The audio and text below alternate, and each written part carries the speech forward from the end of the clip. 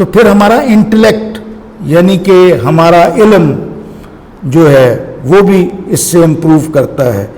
اور جہاں پر دنیا میں لوگ بہت سی کتابیں پڑھتے ہیں اور ان سے علم حاصل کرتے ہیں، تو میں سمجھتا ہوں کہ اگر ہم ایک کتاب یعنی کہ قرآن حکیم فرقان حمید، ہم یہ ایک اپنے آپ کو چیلنج بنا لیں کہ ہم نے اس رمضان میں اس کتاب کو ہم نے سمجھ کے پڑھنا ہے. آپ ویسے تلاوت کرتے رہیں اور آپ کو اگر سمجھ اس کی نہیں آ رہی تو اس کی بھی فضیلت ہے، لیکن اگر آپ اس کو سمجھ کر پڑھنا شروع کریں، اس کی تفسیر پڑھیں یا صرف ترجمہ ہی پڑھ لیں، تو میں سمجھتا ہوں کہ دنیا کے تمام علوم سے زیادہ آپ کو علم حاصل ہو سکتا ہے. اور رمضان کے اندر اور لوگ اس طرف بہت زیادہ مائل ہو جاتے ہیں، تو میری درخواست ہے کہ وہ اس سب سے زیادہ بڑی علمی روحانی کتاب کو اگر وہ اپنا یہ ایک چیلنج بنا لیں کہ ہم نے دن میں اس کا کچھ نہ کچھ حصہ سمجھ کے پڑھنا ہے، تو ہمارے علم میں بھی اضافہ بہت ہو سکتا ہے اور ہمارے ذہن میں سکون آ سکتا ہے. تیسری بات یہ ہے کہ ہمارے جذبات جو کہ ہم اس کو بھی یہ کنٹرول کرتا ہے، کیونکہ روزے کے بارے میں کہا جاتا ہے کہ روزہ زبان کا بھی ہے، نظر کا بھی ہے، اور روزہ جو ہے وہ خیالات کا بھی ہے. تو ہم ہر چیز کو ہم پاک صاف کریں.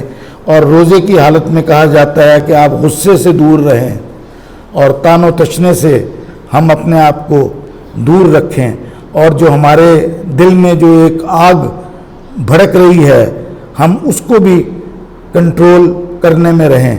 تو یہ تو کوئی مزہ نہ آیا کہ ہم روزہ بھی رکھیں اور اپنے تزکیہ نفس کا ہم اپنے ذہن میں سوچیں، اور پھر ہم ٹریفک کے اندر کہیں رکاوٹ ہو جائے تو وہاں پر لوگوں سے ہم لڑنے لگ جائیں، یا آس پاس کے لوگوں سے اپنی بھوک اور پریشانی کی وجہ سے ہم ان سے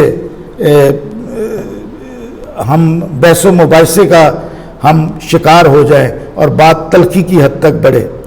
تو یہ ہمیں اس اپنے اندر کے اپنے سینٹیمنٹس کو ہمیں کنٹرول میں رکھنا بہت ضروری ہے. تو مجھے ایک واقعہ یاد آتا ہے کہ ایک بزرگ تھے، ان کے 4 فرما بردار بیٹے تھے. تو وہ پہاڑی علاقے میں رہتے تھے.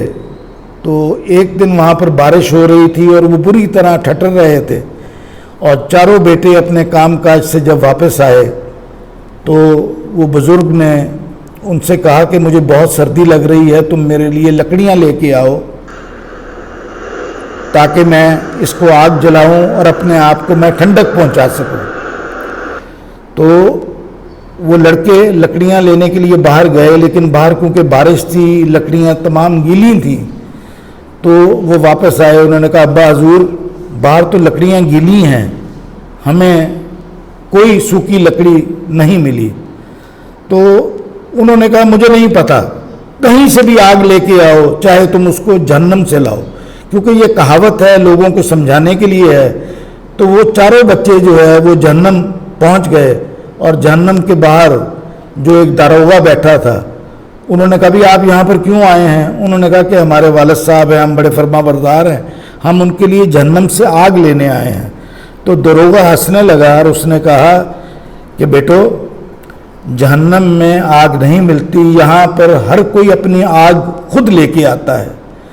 تو کہنے کا مطلب یہ ہے کہ یہ ہمارے اندر جو اپنی آگ ہے ہم نے اپنے اندر خود ایک جہنم پیدا کی ہے. تو روزہ ہمارے ان جذبات کو بھی کنٹرول کرنے کے لیے کہتا ہے کہ اپنے اندر کی لگی آگ کو بجھائیں. اور کوئی فرق نہیں پڑتا کہ ہم اپنے ملنے والوں سے، اپنے دوستوں سے، اپنے محرموں سے اگر ہم مسکرا کر بات کریں، اور اس مہینے میں اگر ہم بات کریں گے تو ہمیں ہو سکتا ہے کہ پورے سال میں عادت پڑ جائے. اور وہ ایک شاعر فرماتے ہیں کہ ایک تبسم 1000 شکووں کا کتنا دلکش جواب ہوتا ہے.